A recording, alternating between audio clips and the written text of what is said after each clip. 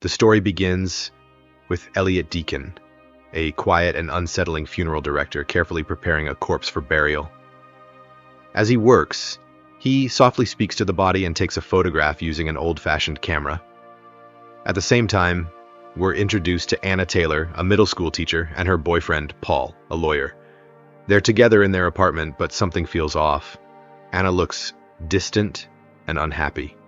Paul lights a cigarette while Anna retreats to the shower. Their conversation quickly turns serious. Paul asks if she's truly happy.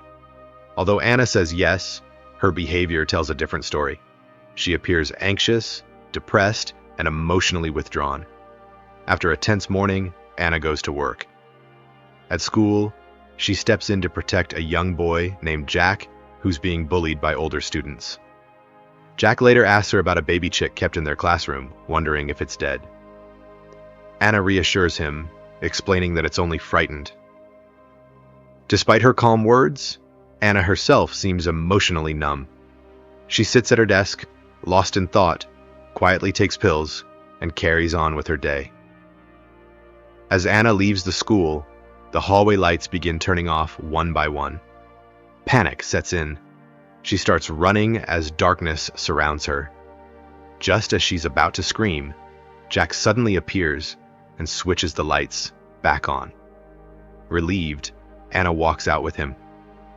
When she mentions attending her former piano teacher's funeral, Jack asks to join her, but she gently refuses, saying funerals aren't meant for children. After they part ways, Anna realizes she's out of pills and goes to the pharmacy. Outside, she impulsively dyes her hair red at a nearby salon. At the funeral, she approaches the body and speaks softly, only to discover the deceased is her old piano teacher. As she stares at the body, Anna becomes disturbed. She swears she sees the corpse breathe. Watching from a distance, Eliot notices her. That evening, Anna goes on a date with Paul. He plans to propose and asks that they avoid arguing. When Anna notices an expensive bottle of wine, she suspects a special occasion. Paul mentions a job offer, but Anna misinterprets it as a breakup. A heated argument follows, and Paul blurts out a cruel comparison between Anna and her unstable mother. Furious and hurt, Anna storms out. Distraught, she drives into the rainy night, blasting loud music. While distracted and dialing her phone, a truck passes dangerously close. Suddenly, Anna screams and swerves. She wakes up in the basement of Eliot's funeral home, lying on an embalming table with a head injury. Eliot calmly informs her she was in a car accident and that she's dead. Anna refuses to believe him, but Eliot presents a death certificate. She tries to move and realizes she can't. Laughing coldly, Eliot explains denial is common for the dead. Eliot leaves her alone in the dark. Meanwhile, Paul wakes up to find Anna missing. Filled with regret, he tries calling her, unaware Eliot now has her phone. The voicemail plays as Paul begs her not to leave him. Eliot ignores it, seals the phone in a paper bag, and stores it among many others. He pins another photograph to a wall already covered with similar images. Paul searches for Anna everywhere. When he visits her mother, she coldly informs him that Anna is dead and blames him. Paul breaks down as Anna's mother shows no sympathy. Back in the basement, Anna begs Eliot to release her. As he stitches her wound, he injects a strange yellow liquid into her neck, knocking her unconscious. When Anna's mother later visits the funeral home, she shows no grief, only resentment. Her final request is for Anna's hair to be dyed back to black. Meanwhile, Jack cuts out a newspaper article about Anna's accident. His own mother appears emotionally vacant, barely responding to him. Anna wakes again and realizes she can move. She checks her pulse, feels pain, and becomes convinced she's alive. She tries calling for help, but the phone line is busy. Eliot is upstairs arranging her funeral. Paul later arrives at the funeral home, demanding to see Anna, but Eliot refuses.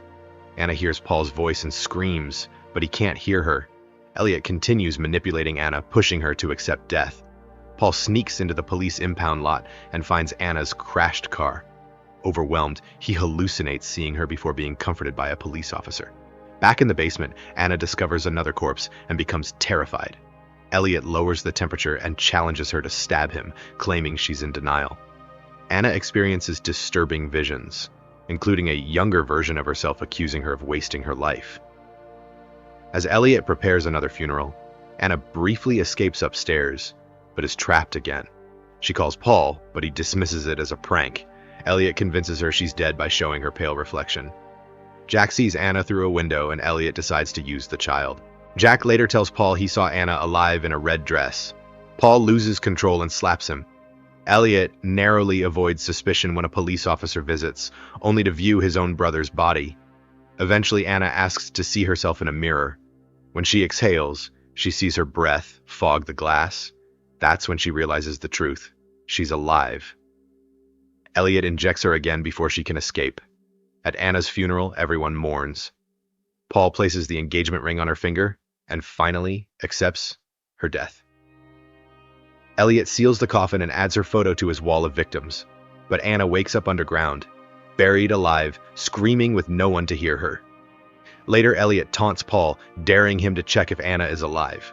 Paul races toward the graveyard but crashes. He wakes up on the embalming table instead. Eliot calmly tells him he's dead now too. As Paul screams in terror, Eliot injects him, while Jack silently watches, learning the truth behind the gift.